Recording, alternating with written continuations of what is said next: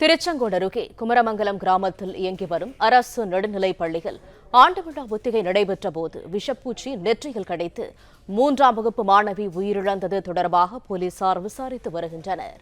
கூடுதல் தகவல்களை தருகிறார் எமது செய்தியாளர் பரத்குமார். பரத், விவரங்கள் என்ன? நாமக்கல் மாவட்டம் திருச்செங்கோடு அருகே குமாரமங்கலம் கிராமத்தில் ஊராட்சி ஒன்றிய நடுநிலைப் பள்ளியானது செயல்பட்டு வருகிறது. அதே பகுதியைச் சேர்ந்த மாற்றுத்திறனாளியான கூலி தொழிலாளியான மாதேஸ்வரன் தனலட்சுமி தம்பதியின் மகள் ரட்சிதா அப்பள்ளியில் 3ஆம் வகுப்பு படித்திருந்தார். அந்த பள்ளியில் கட்டப்பட்டு 100 ஆண்டுகளானதற்கு அடுத்து இன்று மாலை பள்ளி ஆண்டு விழாவானது கலை நிகழ்ச்சிகளுடன் ஏற்பாடாக செய்யப்பட்டிருந்தது.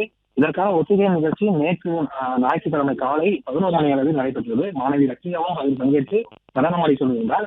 அப்போது அவரது நெற்றியில் விஷப்பூச்சி கடித்ததாக கூறப்படுகிறது. அடுத்த சில நொடிகளே மாணவி மயக்கமடைந்து கீழே வந்த நிலையில் அங்கிருந்து மாணவியை மீட்டு திருச்செங்கோடு உள்ள தனியார் மருத்துவமனையில் சிகிச்சை அளிக்கப்பட்டது.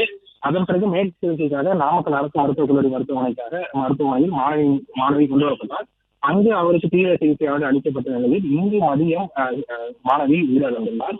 இந்த சம்பவம் தொடர்பாக பள்ளியின் தலைமை ஆசிரியர் கோவிந்தராஜ் மற்றும் ஆசிரியர்களிடம் திருச்செங்கோடு காவல்துறையினர் தொடர்ந்து விசாரணையாக நடத்தி வருகின்றனர்.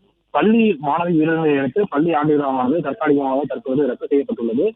இந்த சம்பவத்தை அறிந்த அதிமுக முன்னாள் அமைச்சர் தங்கமணி நாமக்கல் அரசு மருத்துவக் கல்லூரி மருத்துவமனைக்கு சென்று மாணவியின் உடலை பார்த்து அவருக்கு அளிக்கப்பட்ட சிகிச்சை குறித்தும் மருத்துவர்களிடம் விளக்கமானதை கேட்டார். தொடர்ந்து இந்த சம்பவமானது அப்பகுதியில் பெரும் சோகத்தை ஏற்படுத்தியுள்ளது. தகவல்களுக்கு நன்றி பரத்குமார்.